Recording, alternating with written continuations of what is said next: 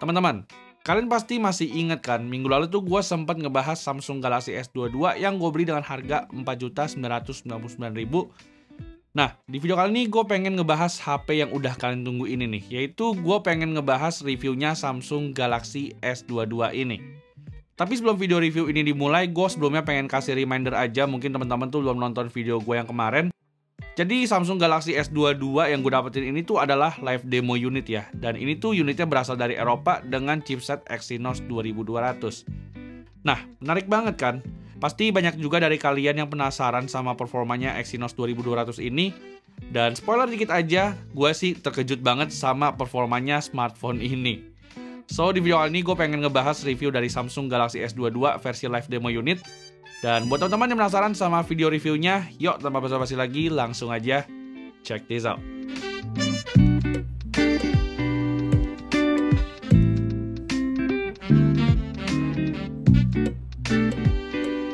Alright, mungkin pertama-tama kita bakal start dulu ngebahas HP ini dari sektor yang udah biasa kita bahas, yaitu dari sektor desainnya. Dimana kalau seandainya teman-teman itu mempertanyakan apa bedanya S22 versi retail sama S22 live demo unit, sebenarnya kalau seandainya kita lihat dari segi desainnya aja, ini tuh nggak ada beda sama sekali ya guys ya. Di sini tuh desainnya masih sama persis sama yang versi retail yang udah gue pernah bahas tahun lalu. Cuma bedanya di sini tuh Samsung Galaxy S22 versi live demo unit, di bagian bawahnya tuh ada tulisan kalau HP ini adalah HP live demo unit. Di sebelahnya ini juga ada tulisan kalau HP ini tuh adalah HP yang not for sale. Tapi gue agak sedikit bingung ya, kenapa bisa-bisanya seller tersebut tuh dapetin HP ini dan dijual di Indonesia. Tapi kalau seandainya kita lihat lagi keseluruhannya, HP ini tuh bisa dibilang 100% sama persis sama yang versi retail. Jadinya kalau seandainya mungkin teman-teman pakai HP ini dengan casing, mungkin teman-teman kalian juga nggak bakal ada yang notice nih kalau HP ini adalah HP bekas live demo unit.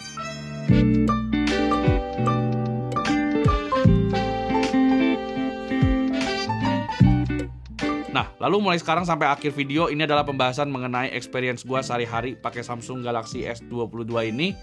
Dimana pertama-tama mungkin gue bakal singgung dulu ya soal experience multimedia gue pakai HP ini yang menurut gue tuh berasa top tier banget. Nah, teman-teman pasti tahu kan sekarang ini gue lagi pakai daily driver Samsung Galaxy S23. Teman-teman percaya nggak kalau spesifikasi layar yang dibawa sama HP ini tuh bisa dibilang hampir plek-ketiplek sama Samsung Galaxy S23. Nah, jadi di sini Samsung Galaxy S22 ini tuh adalah cikal bakal desain layarnya Samsung Galaxy S23. Dimana kalau seandainya teman-teman perhatiin dimensi layar dari Samsung Galaxy S22 ini, HP ini tuh sama persis kayak S23 nih, punya bezel simetris di semua sisinya. Dan spesifikasinya pun juga mirip nih. HP ini tuh pakai layar 6,1 inci dengan panel Dynamic AMOLED 2X. Dan resolusinya pun juga masih sama nih, yaitu di Full HD Plus dengan dukungan HDR10+. Serta untuk refresh rate-nya HP ini juga ada di 120 Hz. Dari sini aja harusnya teman-teman tuh udah punya bayangan kira-kira gimana kualitas layar dari Samsung Galaxy S22 ini. Dimana untuk kualitas layar sendiri teman-teman gak usah pertanyain lagi lah. Kualitasnya itu bisa dibilang udah flagship grade banget. Kalau seandainya kita berkaca dari harganya yang cuma 4-5 jutaan aja, ini tuh bisa dibilang jadi sebuah keuntungan banget nih. Karena nggak cuma layarnya aja yang bagus, tapi HP ini juga punya setup dual stereo speaker yang menurut gua tuh menunjang banget. So bisa jadi juga HP ini tuh bisa kalian peruntukin untuk kebutuhan multimedia kalian. Atau mungkin bisa juga jadi HP utama, tapi ya nggak bisa dipakai IMEI-nya.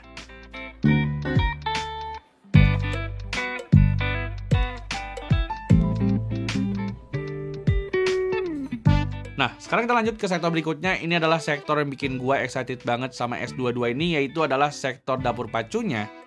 Dimana kalau seandainya kita ngebahas soal dapur pacunya, HP ini tuh agak sedikit beda ya, timbang sama yang dipasarin di Indonesia. Kalau seandainya di Indonesia itu pakai Snapdragon 8 Gen 1, tapi HP ini tuh pakai Exynos 2200.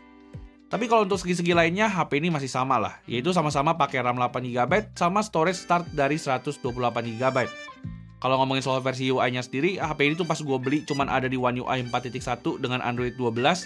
Tapi karena di sini tuh gue pakai jasa flashing, jadinya HP ini tuh udah bisa nih pakai One UI 5.1 di Android 13. Tentu aja HP ini tuh bakal nyaman banget kalau seandainya teman-teman pengen pakai sebagai HP kedua.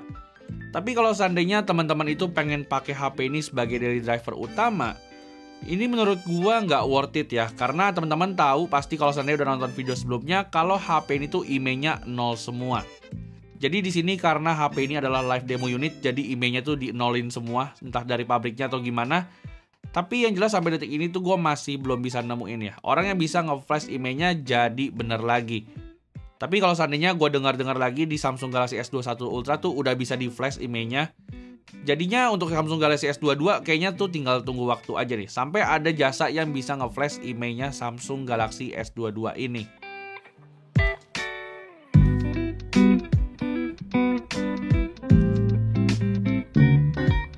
Lalu sekarang mungkin kita lanjut ke sektor yang pastinya teman-teman penasaran banget dari Exynos 2200, yaitu mengenai performa gamingnya.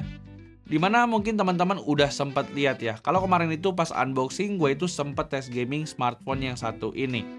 Di sini gue mainin Genshin Impact dengan setelan biasa gue, yaitu GOS off dan juga nyalain game plugins. Dan so far menurut gue kalau seandainya gue compare sama Samsung Galaxy S22 Ultra gue, di sini tuh menurut gue untuk main Genshin Impact malah gue ngerasa tuh lebih nyaman di Exynos 2200.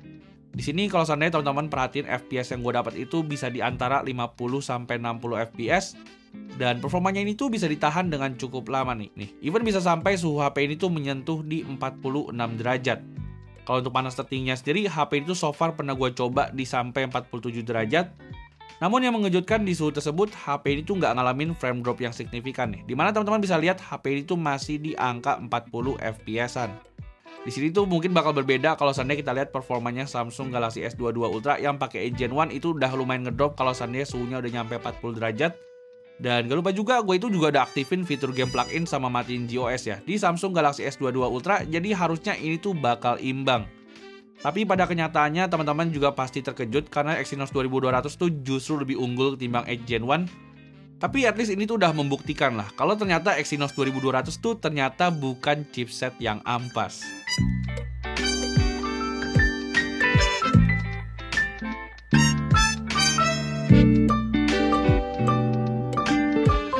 Lalu lanjut sektor berikutnya yaitu ngebahas tentang baterai dari Samsung Galaxy S22 ini. HP itu dibekalin sama baterai 3700 mAh.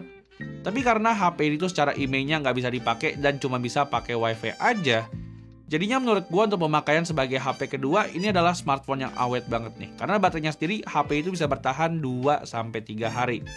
Kalau untuk charging, Samsung Galaxy S22 ini tuh bisa di-charge sampai 25 watt. Yang dimana untuk ngecas HP ini dari 0 sampai 100, HP ini juga sama kayak S23 nih, yaitu cuman 1 jam 15 menit aja.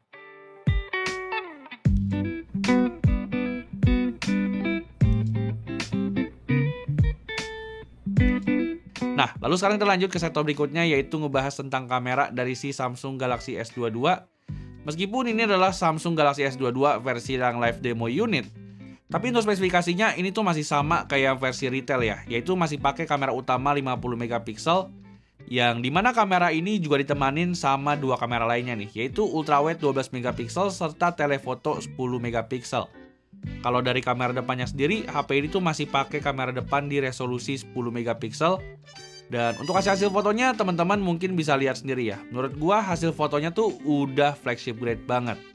Di sini mungkin kalau seandainya kita bandingin sama smartphone lain yang punya rentang harga yang sama, HP ini tuh menurut gua nggak sebanding.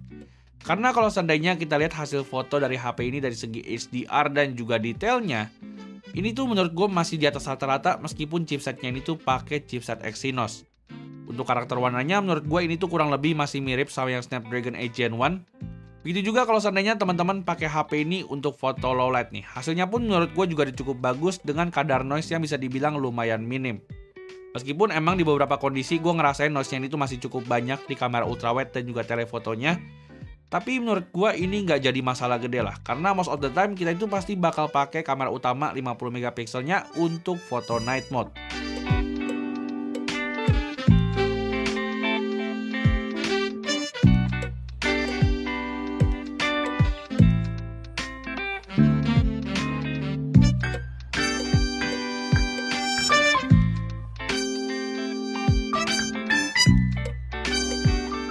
Nah, lalu lanjut sektor berikutnya, mungkin ini adalah sektor yang bisa teman-teman manfaatin kalau seandainya teman-teman pengen beli Samsung Galaxy S22 ini. Dimana HP ini tuh bisa dipakai untuk kebutuhan bikin konten nih. Karena resolusi 4K 60 fps-nya menurut gua ini tuh udah stabil banget dan juga tajam banget. Di sini tuh teman-teman nggak perlu pakai resolusi 8K 24 fps-nya karena hasilnya tuh menurut gua kurang gitu usable. Sehingga menurut gua perekaman paling ideal di HP ini tuh ada di 4K 60 fps nih. Begitu juga di kamera depannya, HP ini juga bisa record di 4K 60 fps. So guys, jadi sekarang ini gue lagi ambil sampel recording dari kamera depannya Samsung Galaxy S22. Dan ini gue pakai versi Exynos ya. Jadi ini tuh gue recordnya sekitar jam 5 sore. Dan ini teman-teman bisa lihat ya, kayak ada golden hour gitu. Cakep ya. Teman-teman gimana buat hasilnya, buat warna, stabilisasi, sama buat audionya. Di belakang tadi sempat ada suara tukang lagi kerja. Kedengeran apa enggak? Yuk langsung aja teman-teman tanya sendiri ya, kira-kira gimana buat hasilnya. Thank you.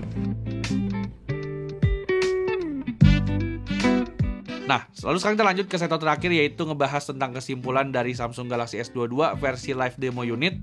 Kalau menurut gue pribadi sih, kalau seandainya kita lihat dari harganya yang cuma 4.999.000 aja, ini tuh menurut gue adalah smartphone yang sangat-sangat worth it nih. Kalau seandainya teman-teman pengen jadiin HP ini sebagai HP kedua. Yes, di sini gue setuju kalau HP ini tuh nggak worth it buat dibeli kalau seandainya pengen dijadiin sebagai smartphone utama. Tapi menurut gue buat teman-teman yang pengen jadiin smartphone ini adalah smartphone kedua kalian, menurut gue S22 versi live demo unit ini tuh lumayan worth it nih. Meskipun kita tahu ada beberapa smartphone kompetitor lainnya yang bisa dipakai resmi di Indonesia. Mungkin banyak juga dari teman-teman yang lebih pilih Poco F4 ataupun sama Realme GT Neo 3. Tapi menurut gue kalau seandainya teman-teman ngelihat HP ini dari value yang didapat, ini tuh menurut gue bisa dibilang adalah smartphone yang cukup worth it nih buat teman-teman beli sebagai HP kedua di tahun 2023. So, jadi palingan segitu dulu aja video review singkat gue tentang Samsung Galaxy S22 versi live demo unit. Kalau seandainya teman-teman pengen beli HP ini, linknya tuh udah gue taruh ya di kolom deskripsi. Jadi palingan segitu dulu aja video kita kali ini. Buat teman-teman yang mungkin belum like sama subscribe, pastiin dulu ya teman-teman klik tombol like dan juga subscribe serta share ke teman-teman kalian. Di sini gue Bang Jo pamit undur diri dan kita jumpa lagi di video selanjutnya. Thank you.